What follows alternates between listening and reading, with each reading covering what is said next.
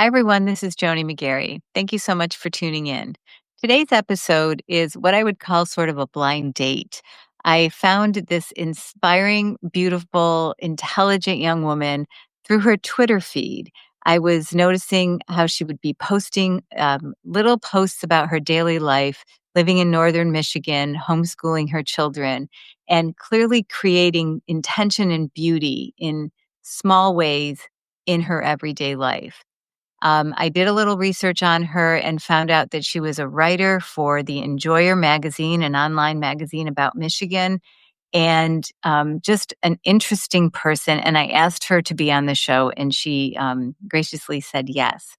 So today we had a lovely conversation about how she lives, how she raises her children, what her philosophy is about educating children and being in the world, and why beauty is important, not only to daily living, but to our society as a whole. I see her as somebody who is a society rebuilder because she is living in a way and raising children in a way that connects us to good manners, consideration, and a way of being in the world that is really human and connected. It was really terrific and inspiring to speak with her. So, without further delay, let's just get to my conversation with the marvelous Faye Root. I'd like to welcome to the show Faye Root. I became aware of Faye on Twitter and just invited her to come and have a conversation with me. So, welcome, Faye. It's really nice to meet you, even virtually. Thanks for joining me. Thank you for having me. It's wonderful to be here. Let's just get started. Maybe you could tell us a little bit about yourself, where you live, what you do, and then we'll jump in from there. Okay, sure. Um, I am from West Michigan. Grew up there, really small town, rural area. Um, Graduated from the University of Michigan with a degree in film, which is not conventional, and I never really used it. But then right after college, I moved to France. And I taught English as a second language there for a couple years. And then I did the same in Spain for about a year.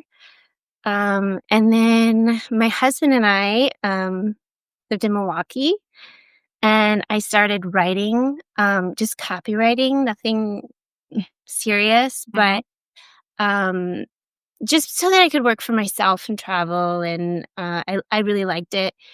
And then we moved to Northern Michigan and Mhm. started a family, and I have 2 kids, 3 and 5, Wow. um, And one on the way. and 1 on the way in about a Hmm. month. So, Wow. and that's where I am now. We homeschool. We're just starting to homeschool because they're so young, but, Mhm. yeah, that's where we are now. So you went to Michigan, you studied film, which you say you don't use it, but of course, I would imagine you enjoy movies. Yes. Yeah. And That's what I do. I've noticed from your social media, you enjoy literature, movies, the finer things in that regard, the Mhm. elevation of discourse and good language and good style. But getting back to, you went to Europe. Is that where you met your husband? No, actually, I knew my husband in high school. Ah, Yeah. were you high school sweethearts or did you reconnect later after high school? Yep, so exactly that. We were high school sweethearts, and then we kind of parted ways, and then, ended up back together after, we both kind of were home in between Mhm. changes. Mhm. And we both kind of connected, I think, because, when you're from a small rural town and you like you said, you like culture, you like traveling and art, eh, I think it's not that's not the vibe in rural areas. Mhm. And my town had like 1,000 people in it. Wow, that is small. Yeah, we had 1 traffic light in our whole county, so it was really small. But, so we kinda connected and then we reconnected and the rest is history, I Mhm. guess. And when you went to school and you were studying film, and then I read a little bit, you also studied French as well. And, I want to circle back to an article you wrote about college. and whether it's worth it or not, and whether you get an education, which has something to do with speaking French. But you went to college. Did you anticipate when you were in college, when you were a young woman who was single starting out, did you anticipate that you would marry and have children fairly young and settle into what some would see as a more traditional role of motherhood versus, you know, pursuing a career full time, maybe having some kids and having a nanny, just like an alternative way to do it? What were your expectations, say, at 18 or 19, and how do they differ from what they are now? That's a really good question. I did not anticipate that at all. I think I thought, like many women in my generation, that I would be a career woman. And it's not that I didn't want kids, but yeah, and I don't know if I would have had a nanny, or I thought I would have had a nanny, but it was like secondary to being a career woman. Mhm, How I anticipated it, and it was on the back burner. And they really all the messaging for my generation is that you have time to have kids. mhm, Worry about it. Do your career first. Be independent. And I'm not really against I'm not at all against being an of independent course. woman, but that messaging gets into your brain and can change your trajectory, and then you don't have any more time, Mhm, to start a family. So no, I didn't anticipate that, but yeah, I did realize though, after college, all of my classmates, they either went to New York or LA. And I just thought, I don't want to go to either one of those places. New York City, I mhm, know. yeah. And I thought, I don't really want to go there. And so, yeah, it just started me down this alternative path. And I'm very grateful that I changed. What prompted you to change your mind? Just that you didn't wanna live in a city, or were you seeing some of your friends not be fulfilled by those choices? Because, just because you don't really know much about me, I went to school and immediately embarked on a career, and I think I really, like, in my heart of hearts, I really wanted to marry and have children. Yeah. Looking back on that, but I just pursued a career and I lived alone and, dated and everything else, but I didn't get married until my mid-30s. Yeah. And, I was fortunate enough that I was able to have a child, and Mhm. I am so grateful for that, but I do know people who never, made the other choice. They stayed independent and single, and I can't, I think that's a perfectly fine choice for some people, but I know for me, after years of a career and then embracing family life, as my full, like, daily profession, full-time motherhood, full-time homemaker, to me, there was no contest. It was such a better gig, and I really loved it. So I'm curious because I think you're quite young. You're in your 30s, correct? I'm 38. Yeah. All right, so you're 38, and so you've already had 2 kids. How did you, determine that so young? Did you just Was it something that happened organically, or were you looking around thinking, this is how I grew up. I wanna make these choices." What informed that choice for you? That's also a good question. Like I said, I didn't want to go to New York or LA. I wanted to travel.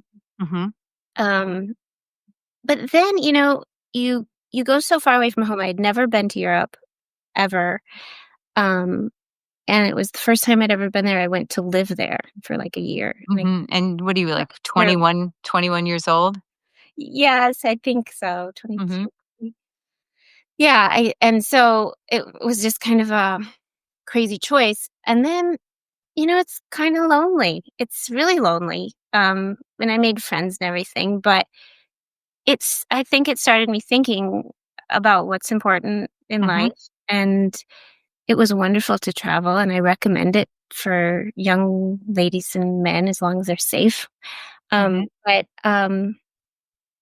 yeah, and I also have to credit my husband because when we were dating, I don't know, my husband, I don't want to give him too much credit, but he just head on Well, you straight. don't have if you do, we just won't let him listen to the podcast. Yeah, I was like, "Oh, no, you don't know what's the matter." But he just kinda had his ducks in a row, and we would talk about marriage, and he's like, "Well, if you want kids, you have to there's a time limit," and, you want to get married first. I was raised in a family Mhm. environment where you get married and then you have Mhm. kids.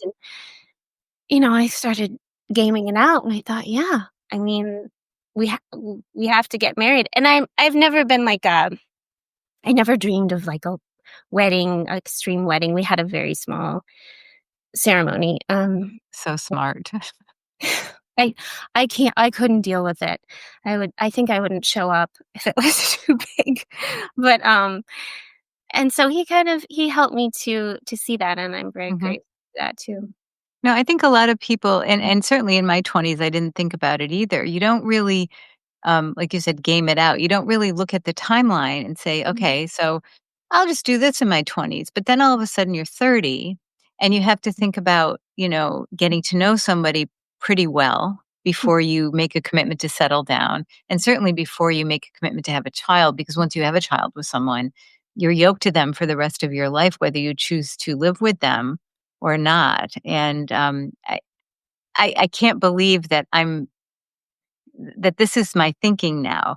I had such different thinking when I was in my 20s. Same. And yeah, and so it's to me very refreshing. And again, I only saw your social media. It's very refreshing to see someone who's young as you are, embracing family and raising your children in a way that, it seems like you're not putting them on screens. You're bringing them into nature. You're reading books. You're preparing beautiful food. Can you talk more about what you do, like say in a day? How you manage your children and your daily home life. Sure. Well, we actually divide time. My husband and I do because we both work. I work less than my husband, but Are you so still doing copywriting? not copying, but Michigan Enjoyer, Mhm, you said, which is much more fulfilling. mhm, Copying is just like business content online to pay the bills. But I do write articles, a few articles a month. mhm. Um, and so I'm kind of the house manager, homeschool mom manager, and we work that out. I always tell like we know a few couples who've just had babies, and they're like, "Oh my gosh, it's so hard to manage what he's supposed to be doing, what I'm supposed to be doing, and he doesn't do this, and I wish he did that." And my husband and I always say, "You got to make a schedule." You have to make a schedule. No one wants to have a schedule because you think it's no fun, but it's changed our lives. So I totally recommend it. Well, tell me more about that schedule. Like, how do you come up with it? How do you, share the duties? I think there are a lot of young people, well, and older people in marriages who could benefit from, good communication and laying out expectations in advance. So how does that work for you? Yeah. Well, we started doing it when we had my son, who's now 5, and it just varies based on the season of life. So we were just talking about it recently, and it'll change when we have this newborn, obviously. But right now, I get up with the kids until 2 o'clock, and I'm with them until 2 o'clock, and I do their Oh, I breakfast. mean, you get up in the morning, not till 2 and then like, they're not up all night, not sleeping. No, no, no. At a reasonable time. Yes, at Okay. Yeah, yeah. 7:30. Alright, so you're with them till 2, go on. Too. And then, so I do homeschooling, breakfast and lunch, and then my husband's with them 2 to 6, and then I make dinner. Mhm, Um, and that's so cool because he does a lot more work than me, but he can spend quality time with them, just away the whole day working. And the added kind of labor of I do all the laundry and all the cleaning and everything like that. He does his share of cleaning and everything too. But yeah, we like you said, I think that communicating about that ahead of time, knowing what your responsibilities are, helps so much because then you don't have like a bad guy who's coming up and saying like, "Well, I did this and you didn't do that, and I did this." And right. you can look at the schedule. The schedule is the bad guy. Um, and if it doesn't work, then you revamp it. You Mhm, change. Um, And so, yeah, we in the morning, we kind of it's nice because we don't have to rush off to daycare, school, mhm, and we, do some reading about whatever chapter book we're reading or whatever books they want. Mhm. We do some Bible study. We do some letters that we're just getting into actual reading with my son Mhm. because I take in a lot of homeschool content from moms who've done this many times and Mhm. dads. Mhm. They all say don't rush into pushing on them like all these Mhm. so we're just kind of easing into it, and it's worked out because he like today we went and picked up a grocery order, and he took his little clipboard and was practicing letters in the car. I didn't ask him to; we just did it. How So neat. yeah, it works. What what made you decide you wanted to homeschool? I mean, were you homeschooled? Did you go to a public school? I mean, I was don't imagine there was a fancy private school in the town of 1,000. no, no. I was a public school kid. Mhm. Thought I would send my kids to public school Mhm. too. And I had a good school experience. I was a good student. I wasn't amazing, but I did fine. And my husband did too. I think he liked school less, so he was the one that came up with the idea. And I was Mhm. like, I don't know. I think public school was fine. The things that led us to it, honestly, a lot of the gender stuff that they Mhm. push. Mhm. I don't like that. Also, just the ability to cultivate your child's education around what you feel is important. Um, Well said. Yes, yes. Which is yeah, something that I think certainly our parents never, I mean, my parents are a different generation than your parents. I'm probably more your parents' generation, but it's not something we ever thought about. You just yeah, sent your kid to school, and probably the values of school were more in line with the values of the average American family at yes, that time. And now, certainly, who knows? hmm, So, yeah, that makes sense to me. That, yeah, and to want to put that effort into raising your children the way you would like them raised hmm, yeah, is like, it shouldn't be a novel concept or a controversial concept, right? right, yeah, Um, you had posted, I think it was on Instagram, you posted your article about how Michigan was a great place to homeschool, hmm, which, I would like to talk to you a little bit more about that. But I saw some of the comments, and they were comments that I might not have made, but I would have thought about 10, hmm, 20 years ago, like, "Well, God, that's crazy. Kids need socialization. And, how do you know kids are getting educated?" And I would always think like anyone who'd homeschool was like a weirdo. Which, yeah. of course, I don't think that at all anymore. So, can you tell me a little bit about the article and why Michigan is a good place to homeschool, and what you if you encounter any pushback in real life when, you say, "We've decided to homeschool our children," or are you in a community that does? I haven't received any actual pushback from people I know, but people were a little skeptical of it. I Mm, think family and friends maybe just were polite by not saying what they actually thought, which is fine. But the world needs more of that. I don't think everyone needs to say what they think all the time, but true, I value yeah. that. I was like, "That's fine, no problem." And I was the same as you. I thought homeschoolers were weird, and I had no idea why you would wanna do that. Before I had kids too, I thought, "Well, get your kid like, you need some time to yourself and you're Right. and I mean, I'm not saying it's like some people put on social media, like, "It's such a joy every moment," and it's Who you are know those people? yeah. Well, I know. And it is a joy. I don't wanna Mhm. down but it's hard. So I also but I don't wanna sugarcoat like, yeah, it's difficult. Mhm. Um, but yeah, I didn't receive any pushback. What was the other thing you asked? I'm The other sorry. thing is you said Michigan was a good place to homeschool. I mean, Oh, yeah. certain states have, different requirements for homeschooling, Mhm, depending on, I think, the nature of, liberty in a particular state. mhm. And I guess I wouldn't expect Michigan to be good for some things given, the governance there during the pandemic especially, but because I Yeah. didn't really pay much attention until then. Mhm. Why is it a good place to homeschool, and what kind of what kind of requirements do you have to comply with if you're gonna homeschool your kids? And maybe you don't know all of them because 'cause you're just starting out, so it's not a pressure question. Okay. Mhm. It's actually like none. Like, you don't even have to tell the school district that you're in that you're homeschooling.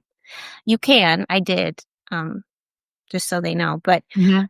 and there's no update requirements. Like, I think New York, actually, you have to maybe meet with someone Probably. appointed by the government every quarter or something like that to make sure that you are getting ABC done, you know, on time and that they are meeting these requirements. You have to take standardized tests. Mhm.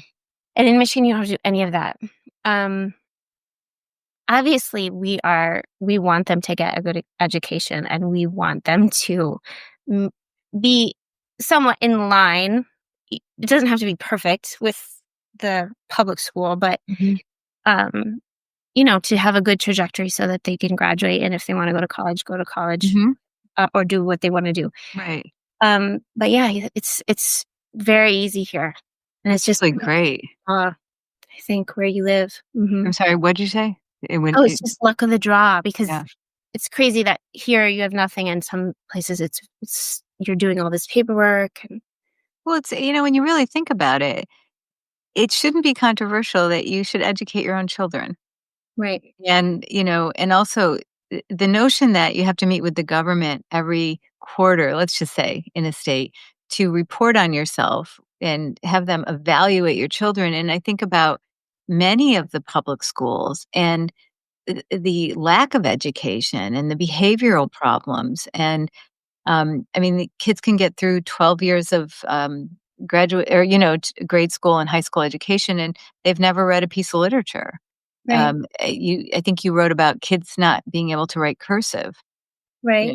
My son doesn't write cursive because he's 25 and his age cohort in Indiana, when they went through elementary school, they didn't teach cursive. Yeah, So, my poor son will never be able to write a beautiful love letter in his own hand. So learn. You can still learn. I, I don't think he's that motivated to learn cursive. But, Yeah.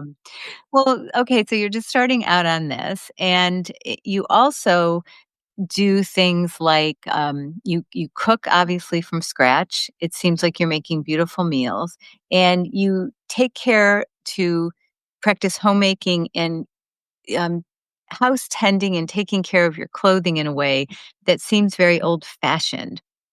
um, and can you tell me a little bit more? Did you like you posted the other day about using beeswax on Mhm, needles when you were repairing by hand a sweater, which mhm, pretty much nobody does anymore. Um, mhm, did you grow up learning these things? I mean, did your parents teach you how to do these things, or have you adopted mhm. it as you've gotten older? A little bit of both. My mom definitely taught me a love of beautiful things and, that it was okay to like beautiful things Mhm. and not because I think it's seen as sort of it's materialistic. Some Mhm. people it's it's not important. It's not what's important. Just be productive and utilitarian in your life and get it done. But she instilled in me in that. But also, yeah, maybe it was Europe a little bit too. Being in Mhm. Europe, you have a lot more attention to beauty there, and I think I'm just drawn to it. You just have kind of an innate interest or not an Mhm. interest. Do you think that it makes a difference in a society if there is an embrace of actual beauty, not some of the things that they pass off as, I don't know, like architecture and certain Mm. fashions that y- are not beautiful, that don't have beautiful proportions or um, elegance. Do you think it makes a difference in a society or a home, how people live? Absolutely, yes. And I think everyone can experience that for themselves. Why do we love going to beautiful places and old places made of real materials that someone has created with their hands that weren't mass manufactured by machines? Mhm. Um, things that are old get this patina about them. When you use real wood, brick, stone, natural materials and clothing, even when they get stained and charred and, kicked around, they almost get better, like leather. Mhm. And we've just like as a society, we've just turned toward utilitarian, mass production, um, a lot of synthetic clothing, Oh, synthetic everything. synthetic everything. Yeah, athleisure, you know, uh, Casual Friday. casual Friday, casual every day. Um, and yeah, I think it affects you. I think that lack of beauty, it it it affects you. It kind of like slowly grates on you, Mhm. and it's not good for us. No, not at all.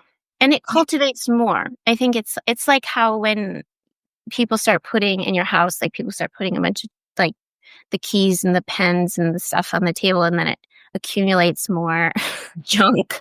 It's kind of like Right. that. People throw trash on the ground. It's people don't care about their surroundings either. Mhm. And where you're living now, do you find that the community at large is like that? You live in Northern Michigan now, Mhm. correct? And seems like to me you're living near a body of water as well, based on your Yeah, Lake Michigan. Yeah. okay. And is your town large? And what is the aesthetic of the town, and how are the people in it? And then the other question would be, given that, what is your place in that community, and how is that working? Well, it is a beautiful town. It's an old tourist town. People from Chicago come up, in the 1800s, 1900s. Um, it's small. It's about 5,000 Oh, nice. people. Yeah, and because it's by the lake, you just have this natural beauty everywhere. Mhm. Like from downtown, you can see the lake, and I like to. You feel safe here. It's a safe town, and we walk around. We go to the beach all the time. Participate in community, parades and stuff like that. Our Nice. neighbors are nice, but it's a real town. Like it's not new, so not a lot of manufactured. I don't know if you'd call them manufactured homes, but the cookie cutter homes, Right. have a A lot lot of of developments, like subdivisions and yeah. new development. So, and I like that. I never liked this. I'm not into the suburbs. Mhm. How long have you lived there? 6 years. And what brought you to that town? Actually, we lived in.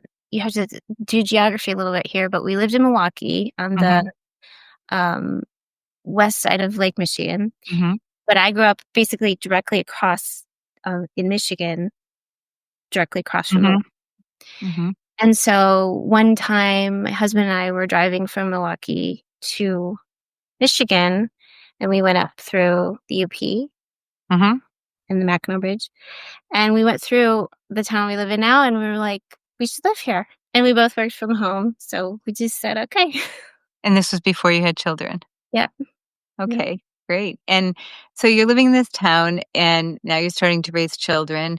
Are you finding a community of like-minded parents, when you have your because I found that when we moved here and we had a son was 3, a lot of the people you meet are through your kids, Yeah. especially if you're new in town. Because we moved to, where I live now in Indiana from Connecticut, didn't know a lot of people, and so met people through, our son. Do you have, like, a community like that, and are they like-minded in terms of how they wish their children to behave and how they're raised?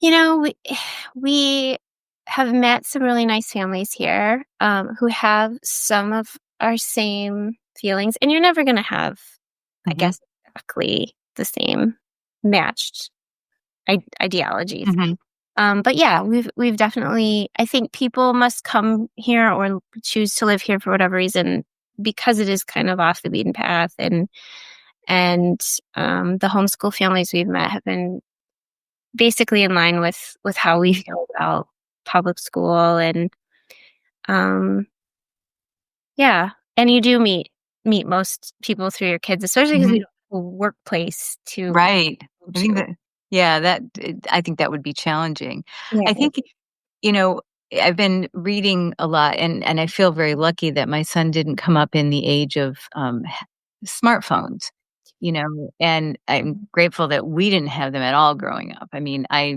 remember the first ATM. That's how old I Yeah. am. I mean, I'm in my 60s, but we didn't let him get a smartphone until well into high school, and he was very upset with us about that, and now thanks us. But I'm hearing about more communities where parents really form pods together, Mhm. as their children get older, to find like-minded groups who have children who don't necessarily communicate by smartphone. Mhm. So until a certain age, they can stay off that. And I would imagine in a homeschooling situation, you'd be able to find that more easily. Yes, we haven't really gotten into Oh, it's so the early for you, yeah. Yeah, and when my son was born, it was COVID happened a few months later, and so we were Mm, a lot of things were shut down. But, since then, we've done a few like, they do community soccer, mhm, tennis, and stuff like that, to kind because you mentioned mhm, socialization too, which everyone will bring up about homeschool. And yeah, I mean, there's so many things to talk about with this. One thing that really got to me that I also recommend to new parents, it's a book called Hold On to Your Kids. okay. I'm gonna put these in the show notes so I'll get Oh, more okay. information. Yeah, I can't remember his first name, but the author's Neufeld, I believe. Okay, we'll find out. Um, and it it talks about peer orientation versus parental orientation, or I think those are the terms he Mhm, uses. And basically how recently in the last, 40, 50 years, there's been this kind of push toward peer orientation for children. So they're basically saying that their most important relationships are with their peers, the same age group, mhm, lateral mhm, orientation, and that the relationships with parents have kind of weakened, and how that is bad.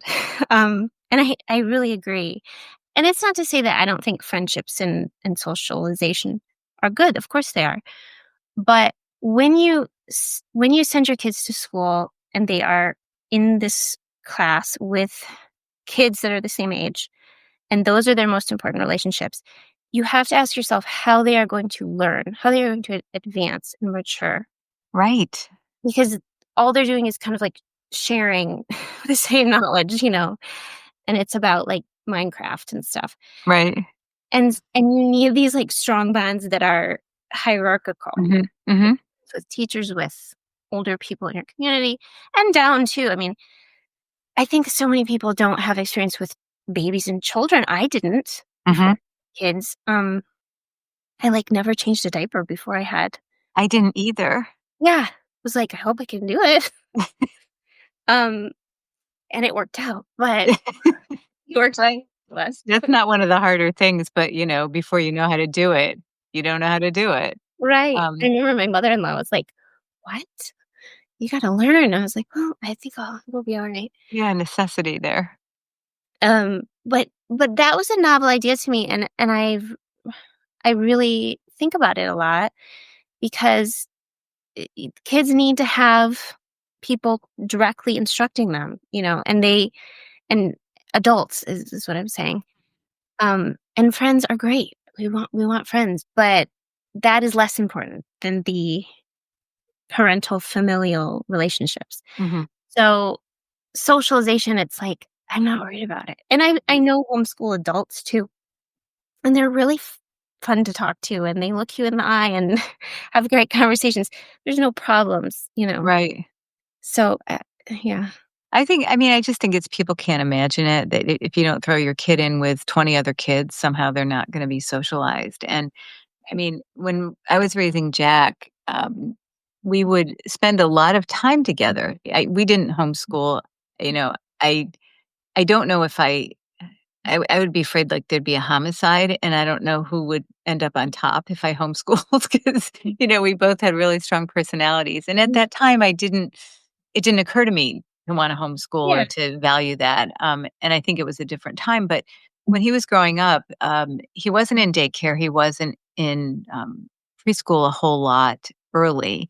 Mhm. And not that, I think everybody has to make their own choices. And it's not saying one is better than the other. I just know what was better for me.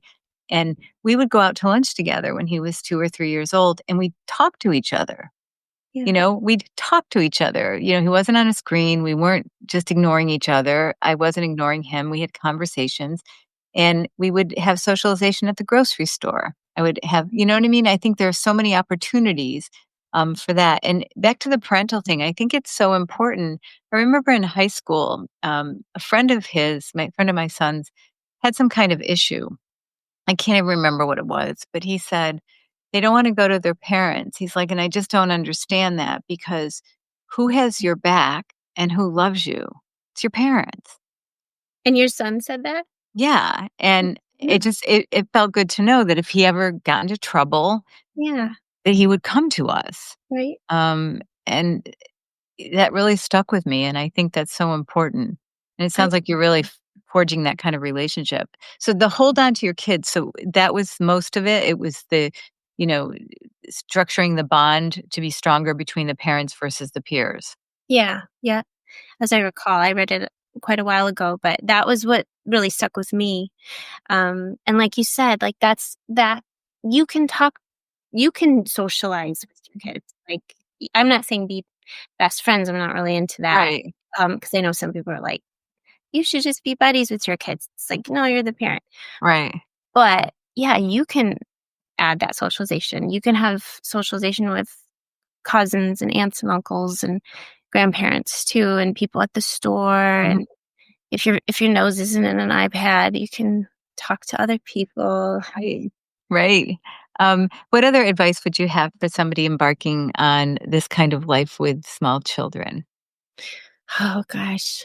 Um, One thing that always pops in my head is start as you mean to go on. So, and kind of like I call it placeholder parenting. Say more about that. That's interesting. Well, I imagine my kids older and what hope that they are like, and what I hope our relationship is like, and how I hope they act when I'm not there.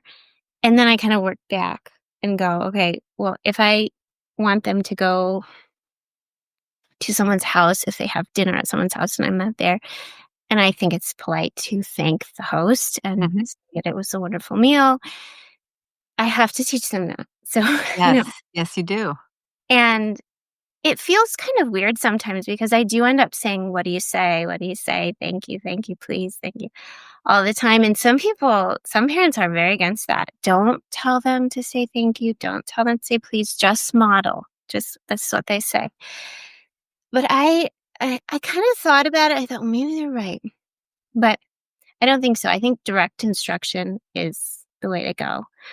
Oh, Um, I'm totally with you on that, and what I used to do is if we were checking out, say, and I've said this before on this podcast, people get really bored with me, but I would say, we'd go through like a checkout line or have lunch somewhere, and I would say thank you, and then I would turn to my son and I would say thank you, yeah, and he would say thank you, and if he didn't do it with eye contact, I would say, do it again with eye contact, yeah, that's and so now I have a son in his 20s who makes eye contact and says thank you. And maybe it was a little bit overkill, but I thought he's going to learn how to do this, and I wanted it to be like muscle memory. exactly like putting on your seatbelt when you get in the car, brushing Right. at night. Yep, Um, just got to do it. yeah. Same here. So you're raising children who will be welcome in other homes. Exactly. Yes. And I think that's one thing parents don't think about. They don't realize if they raise a rude child who doesn't know how to comport themselves, then their social circle may end up being limited. Because if you have a kid come to your house who has terrible language or is teaching your kids things you don't want them to model, Mm, you're not going to be as inclined to cultivate friendship with that child. Not because the kid's bad, it's just because you're protecting your child from exactly. learning bad habits. Exactly. You have to make them likable. And that doesn't mean you're changing their personality. It doesn't Right. mean you're manipulating their likes and dislikes. but you're helping, like you said, you're helping them into society, helping them be enjoyable to be around, Mhm. pleasant. And yeah, you have to teach all that. And it's very, I think if I had to talk to someone who just had kids, I'd say it's kind of exhausting Yeah, because there's a lot to teach, really. and it can be tedious because you have to keep it saying it over and over again. Yes. But we practice. When one time we did a pretend restaurant at home where we made menus and Mhm. um, kind of each of us was the waiter and learning how to say please and thank you and order politely. And then we went to just like Applebee's Mhm. and just ordered some stuff and practiced Mhm. our skills. And I like stuff like that. It's fun. Well, it's not only fun, Faye, you are living in a way that is rebuilding our society. I mean, I really think that there is no more important thing than, especially as a parent, to create humans who are ethical, who are well behaved, who can keep that flame of civilization burning a little bit because the decline in manners and consideration of other people is, I mean, I don't want to be depressing, but it's appalling. When you go out into certain places, the absolute lack of self-awareness people have about their impact on somebody else, like sitting in a waiting room and they're blaring their speaker, Yeah. or I went to the doctor recently and there were mothers and children in there, and every kid was on a screen and the mothers were on their phones. And I was so sad for those kids because they'll never learn how to behave without an electronic in front of them. I know. It's, Um, it's really s- sad. so I think what you're doing is you're rebuilding society. I mean, that's part of the reason I was so attracted to your posts is because if more people were practicing what you're practicing in the world would be a better place. I mean, and I can't believe that, like, I used to disregard women who stayed home and or who,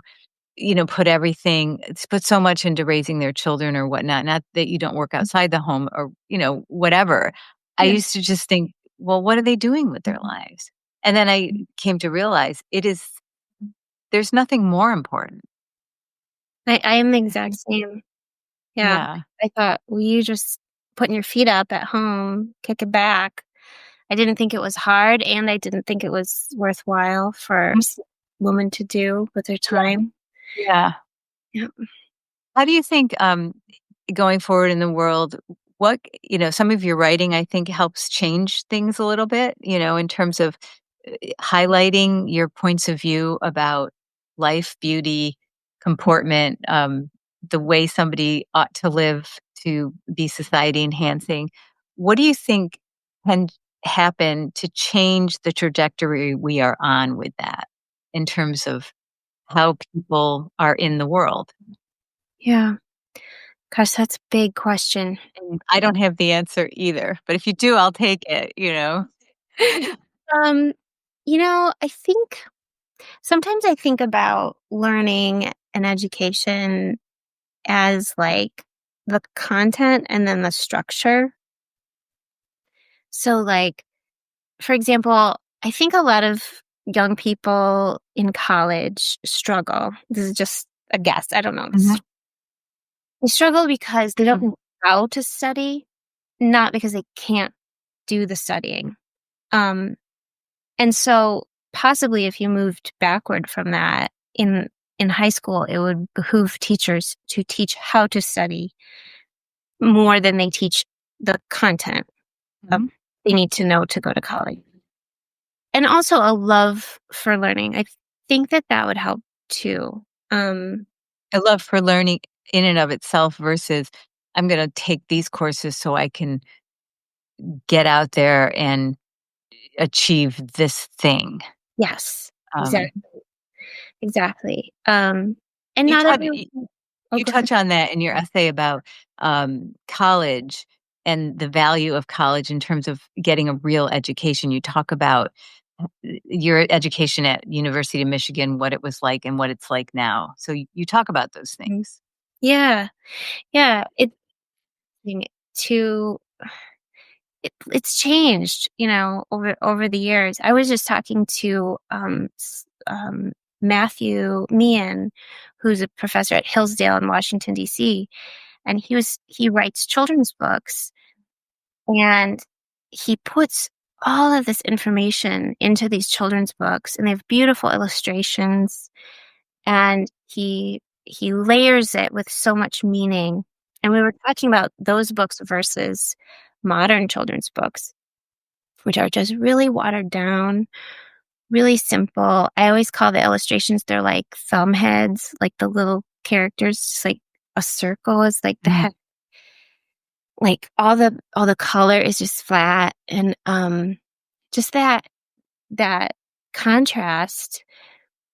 Our education, the way that we teach people, is so different now. And I'm kind of going all over the place. I'm sorry, but No, it's great. um, yeah, the I think that what I try to do with my kids is try a bunch of different stuff, Mhm, and telling them about it and see what sticks. mhm, I'll tell them about some aspect of history, and their eyes will glaze over. And, they'll walk out of the room. "No, thank you, mom." But then I told my son when he was probably 3 about Pompeii, and he was like, "Whoa, this is from," and I always thought it was really interesting. And, I mean, it's very sad, but it's fascinating, and you can see so many pictures online, and we go online to look at that kind of stuff. mhm, And he would play pretend Pompeii, and, little boys like volcanoes, so he's into that part of it. mhm, Um, but if you can get them into loving learning, you can teach kind of all the other stuff around that, like geography. Where is Pompeii? The volcano was so many. I don't know how high a volcano is. So many feet high or mhm, yards high. What's a foot? What's a yard? mhm, See what that is compared to the Empire State Building. You it, First you teach the love of learning. First you teach how to look up information in a dictionary, look at a globe, and then I think the rest follows. But I mhm, think we have it backward in a way. mhm. I don't know if that made sense. It totally makes sense, and it's the way you approach it would, engender curiosity, which Yeah. is the thing. If you can engender curiosity or, enhance like, nurture that in a child, then you have a lifelong learner because Yeah. they're always asking, "Tell me more about this. What's this like?" Hmm. Versus the other way that things are taught, which is almost like, "Check this book, check this," like, check mark, check mark, check mark. Now I'm done with this test. Now I can apply to this school. And which is always how I lived my life. It was just, what's the next achievement? How many A's can I get? What's the best school I can get into? What's the best job I can get? And I think that's all fine. I mean, it worked for me. I shouldn't, I wasn't a miserable human being, No, but no. it's so much nicer to approach the world in a slightly different way without that framework. And I think you're raising children who will have many more choices because their minds will be so open. Yeah. Well, I Oh. hope so. I hope so. And obviously, though, I think you have a natural curiosity that just came through. And I don't think everyone has that, but you are fortunate enough that you have, and I'm the same. I was just checkboxing everything. Mhm, But I also was naturally curious. And so now I'm kind of trying to flip it for the kids. But mhm. yeah, I think there's so many interesting things to know about the world. Every day, big and small. Yeah. Um, this is a totally random question, but do you guys ever go birding? Do you look at birds together? No, we'd love to though. My mom has this awesome Michigan birds poster, and we Mhm. need one too, because sometimes they will say like, "What's that bird?" And I'm not good at identifying. Do you go birding? Well, we never did really, and, my son went to, this thing called whale camp, when he was in junior high. And was it Nova Scotia, or I can't even remember, it was some place in Canada. Mhm. And so we drove him to Maine, And it was sort of this leap of faith. These like kid grown-ups, like probably in the early 20s, met him at the Best Western. And Whoa. all the kids stayed there overnight, and they got in a white van, and they drove to whale camp, and, it was fantastic, and they went whaling. They went, like, whale watching all the time, and, Mhm, he got into trouble one year, like, they were pranking or something, and so mhm. as punishment, he had to spend all his free time with the counselor, like, it was terrible punishment, but the counselor was a bird watcher.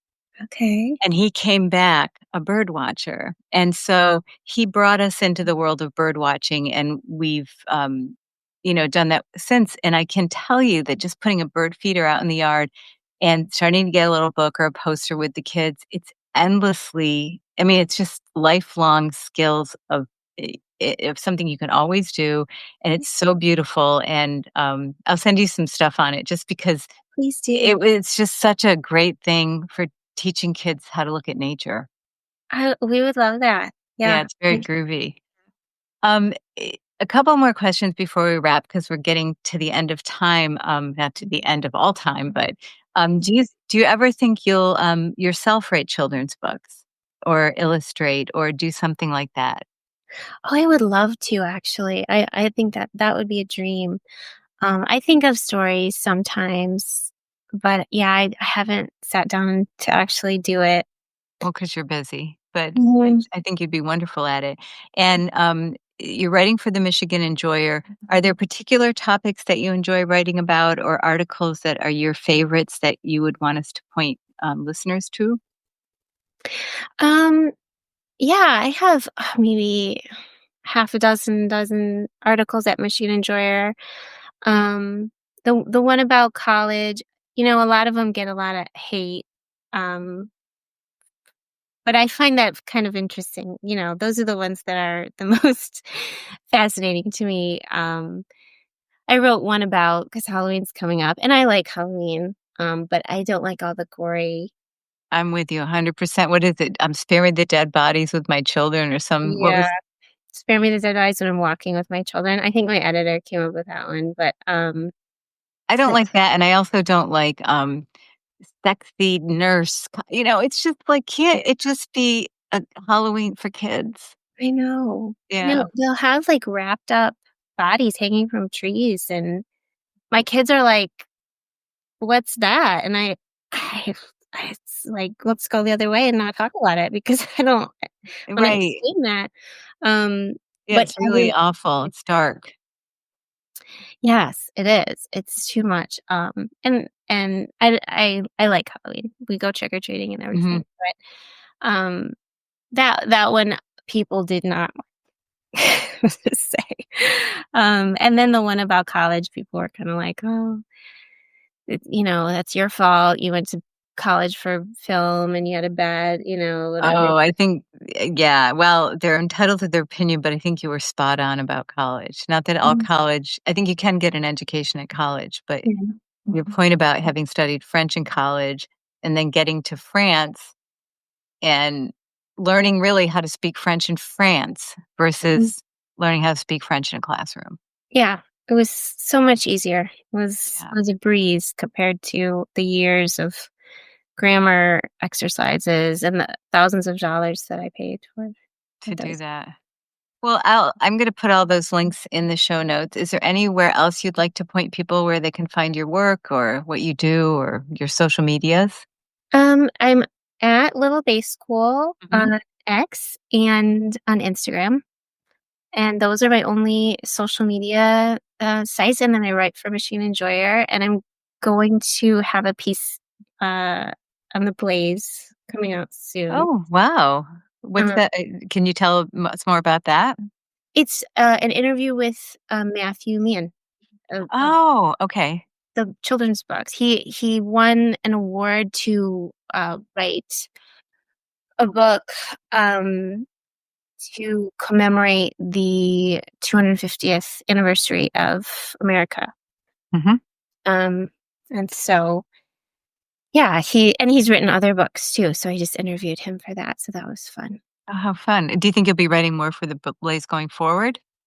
I'm not sure. I would love to. And I will probably be taking a kind of long break here when the baby comes. But it's nice to, we talked about being a stay-at-home mom. It is nice to have something though, Oh, sure. outside of being at home. And I would never criticize anyone for, having a side gig or something like that, because it does take your mind away kind of, and we all want to learn and grow. So I think it enlivens you, and then you can bring more home to your children or more yeah. back to your children. Yeah.